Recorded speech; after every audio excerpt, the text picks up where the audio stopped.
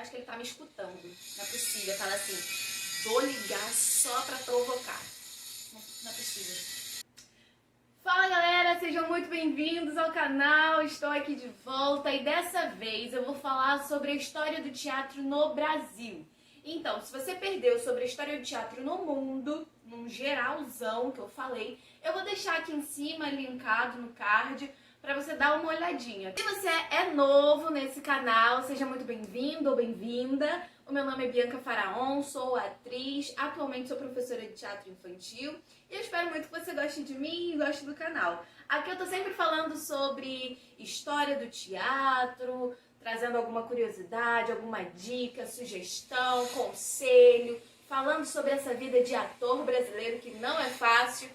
E, gente, o meu vizinho tá em obra, então assim, se vocês ouvirem qualquer barulho, é porque ele tá em obra. Então vamos relevar, porque eu estou tentando fazer esse vídeo e não tô conseguindo direito. Então, vamos lá. Se você já me conhece, se você já assistiu algum vídeo meu, muito obrigada por ter voltado. Então já sabe que esse vídeo é bom, que eu sou legal, então deixa um like aí, tá bom? Esse cara não para. Eu fiz um roteirinho bem longo e talvez esse vídeo seja até um pouquinho maior, tá? Mas vai ter bastante conteúdo. Se você tá procurando sobre esse assunto, história do teatro no Brasil, fica aí, porque aqui você acha. Bom, vamos lá, né? Primeiro de tudo, gente, o teatro já nasceu. Muita gente diz que não, tem muito crítico, muita teoria com relação a isso, mas eu acredito também que tenha nascido junto com a colonização do Brasil, tá? Assim como na Grécia, o teatro era um rito religioso, tá bom? E isso eu falei no vídeo sobre o teatro no mundo. Quando os europeus chegaram, viram os povos indígenas e viram que eles tinham uma grande habilidade com dança, com rituais. Só que, claro, eram rituais indígenas, eram rituais deles, sabe? Dos povos brasileiros que já habitavam o Brasil. Só que os europeus, naquela época, não estavam nem aí, não queriam saber, né? Eles só queriam navegar pelo mundão afora e descobrir o que tinha. Quando acharam uma grande mina de ouro, uma grande cultura, só que quiseram fazer o quê? Catequizar os povos indígenas. Quem não é católico ou quem não sabe o que é catequizar, na Igreja Católica até hoje tem isso. É como se fosse uma escolinha da Igreja Católica, tá? Um encontro dominical, vamos dizer assim, tá? E ali as crianças, jovens, adultos estudam sobre a Igreja Católica, beleza? Resumão.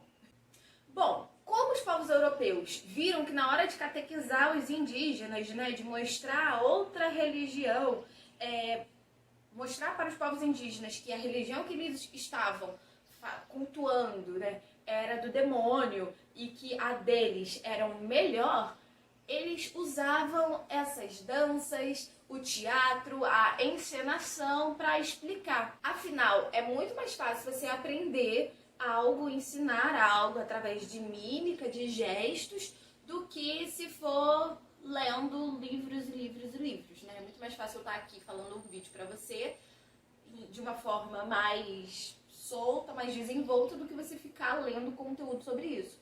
É mais rápido, né? A forma de aprendizado é mais fácil. E esse foi o método que eles usavam. E nesse período, um nome muito abordado é o Padre Anchieta.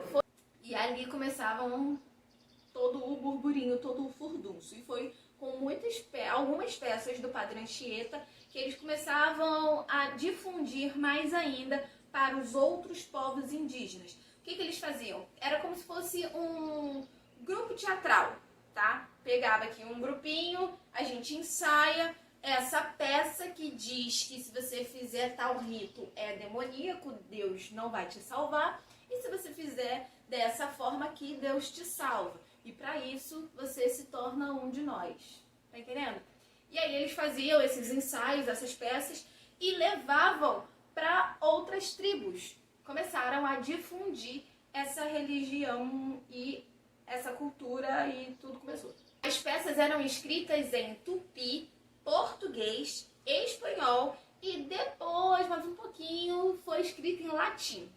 Essas peças, eles também representavam amor, medo, temor a Deus. Faziam encenação de santo e demônio, sabe?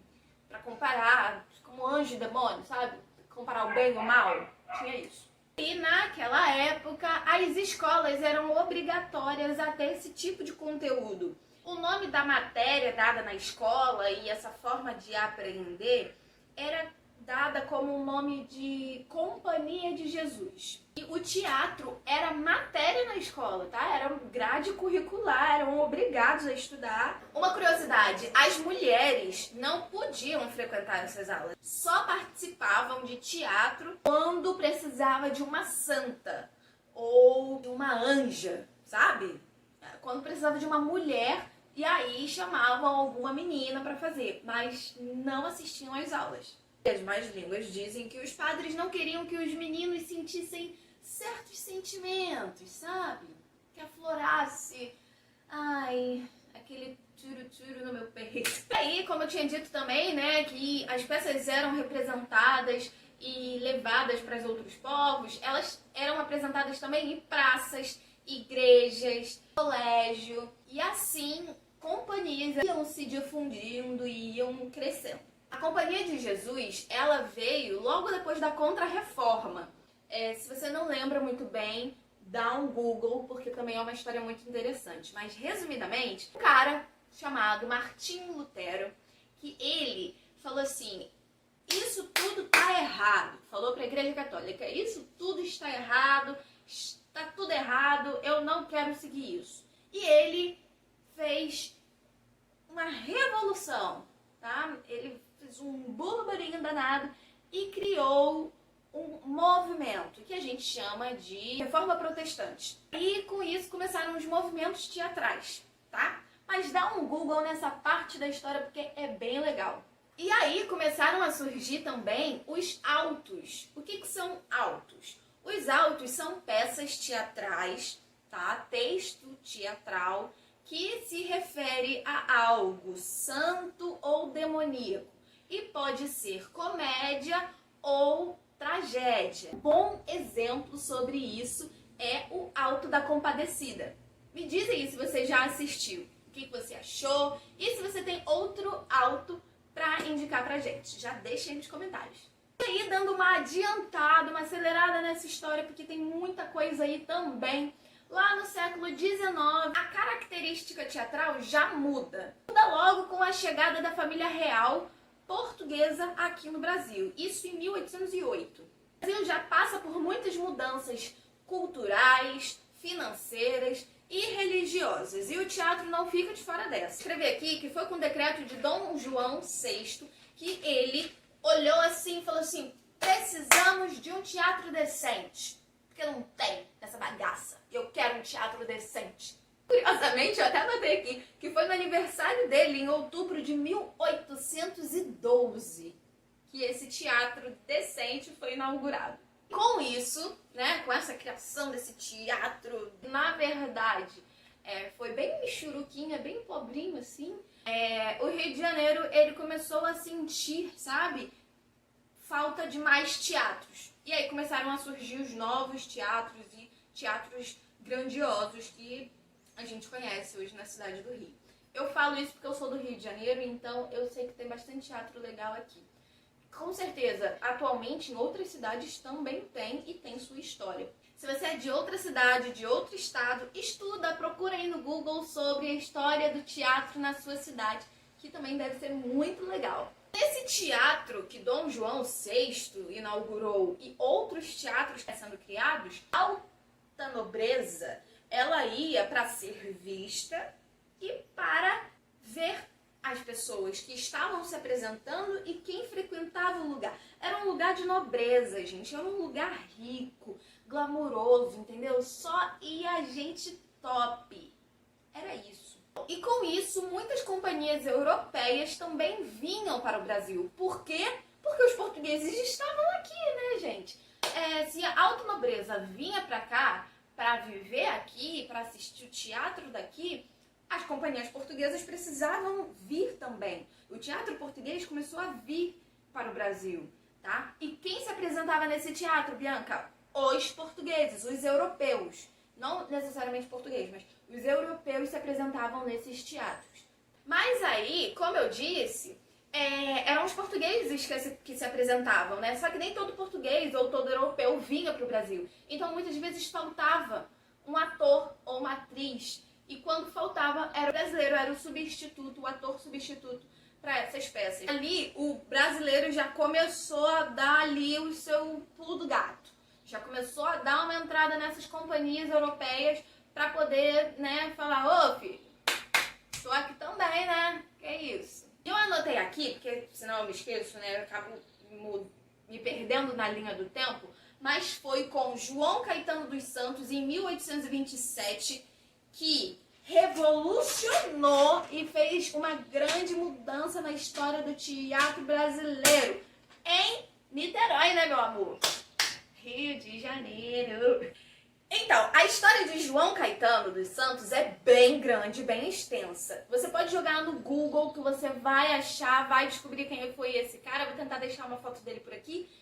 E foi o seguinte, o João Caetano, ele, resumidamente, ele não era do meio teatral. E acabou que ele viu que tinha um dom pra arte. E o cara, o cara explodiu. Fez uma companhia e se apresentou fora do Brasil. Mas eu acredito que não foi ter feito um brasileiro, uma companhia brasileira se apresentar lá fora, que fez um grande sucesso para ele, mas sim o fato de coisas, a revolução que ele fez para o ator brasileiro. E acredito que foram com essas revoluções aqui, o nome dele ficou maior ainda. E aí, o João Caetano, ele começou no teatro fazendo peças pequenininhas, sabe? Apresentações como ator, assim, um personagemzinho muito singelo, tá entendendo? E aos pouquinhos ele foi crescendo. O João Caetano, em pouquíssimo tempo, se eu não me engano, em 6 anos, ele saiu de um personagem nano, ele simplesmente fundou uma companhia. E ele, em 6 anos, foi o dono dessa companhia que ele criou aqui no Rio de Janeiro, mais especificamente na cidade de Niterói. E uma curiosidade, foi ele que, para quem é do Rio e de Niterói, principalmente, vai saber, foi ele que fundou o Teatro Municipal de Niterói. Bom, passando aí João Caetano, temos muitos e grandiosos nomes brasileiros que muitas vezes você conhece, eu conhecia pela literatura, tá? E tem muitos desses caras que eles eram dramaturgos e não apenas um poeta, um literário. Mas ele também escrevia, essas pessoas também escreviam peças teatrais. Vou ler aqui pra vocês porque eu não tenho de cabeça, né? Mas no romantismo nós temos aí grandes nomes como Gonçalves de Magalhães, e o amigo aí do barulho do negócio, da obra, Álvares de Azevedo, Casimiro de Abreu, Castro Alves. No realismo temos Joaquim Manuel de Macedo, José de Alencar, Machado de Assis, entre outros nomes, tá? Temos até alguns nomes aí de mulheres fabulosas. Eu posso até fazer um vídeo também depois sobre mulheres no teatro. Também mudaram o teatro. Afinal, de todos esses homens aqui que eu citei, meu amor, tem uma mulher no meio, tá entendendo? Eu não falo nem atrás, tem na frente, tem do lado desse homem. O José Caetano, por exemplo, ele fundou a companhia junto com a esposa que era atriz, tá? E muitas vezes na história essa mulher é descartada. Mas eu posso fazer um vídeo sobre mulheres empoderadíssimas no teatro. Não sei por que eu fiz isso. No teatro também havia humor, críticas grandes à política da época. E era através do humor que essas críticas surgiam. Eu anotei aqui uma curiosidade também, que Arthur de Azevedo traz uma farsa. Farsa também é um gênero teatral. E o Arthur de Azevedo traz uma peça chamada Amor de Ana X. Isso com 17 anos. Mudava e chocava o público, tá? Na farsa você tem tipo tripas saindo, um cérebro aberto.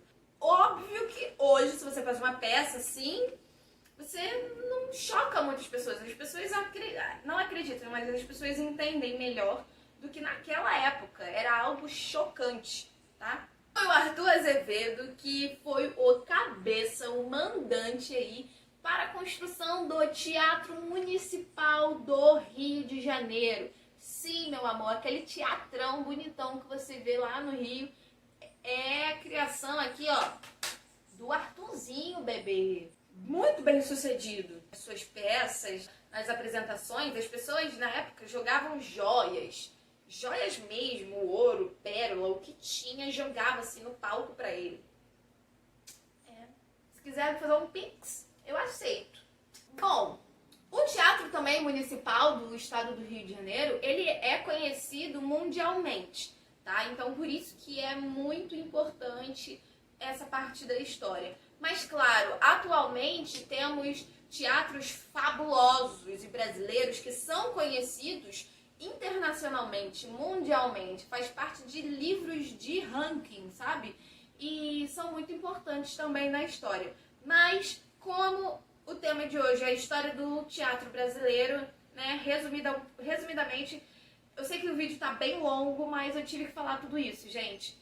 Daqui em diante, muitos outros teatros surgiram, ainda nessa época, outros teatros foram difundidos, atores de nomes começaram a ser consagrados, a profissão já foi sendo algo profissionalizante, deixou de ser amadora, muitos autores, dramaturgos, diretores foram surgindo, tá, ao longo dos anos, e aí começaram a vir as radionovelas, novela que a gente conhece, série, minissérie, streamer. Acho que dessa parte em diante a gente já consegue mensurar a grandiosidade do teatro. Bom, eu espero muito que você tenha gostado, tá? Se você gostou, deixa o like, compartilha para um amigo, para amiga, para o tio, periquito, papagaio, que vai gostar desse vídeo também. Se você tem algo a acrescentar sobre o que eu disse, coloca aí nos comentários para eu dar uma olhadinha e pra gente dividir aí um pouquinho do nosso conhecimento. Muito obrigada por tudo, gente. Um grande beijo e fiquem aí com os errinhos de gravação. Beijo, tchau, tchau!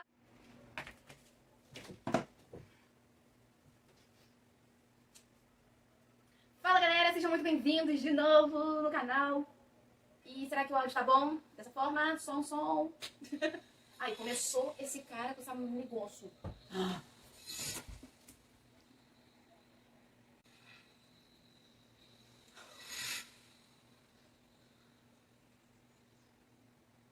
Gente, tá um calor. Misericórdia, um calor danado. Inaugura-se o Real Teatro de Dom João. Que bosta, né? Interessante. E para! Pronto, agora é minha cachorra. Então, se você é de outra cidade, tem que agir. Um brasileiro que era substituto? Que era algo... Ai, empolgada. Grandes, a política. E foi o Arthur. E eu ainda não sei por quê. A gente não estuda isso na escola. Mas tudo bem. Eu tô aqui.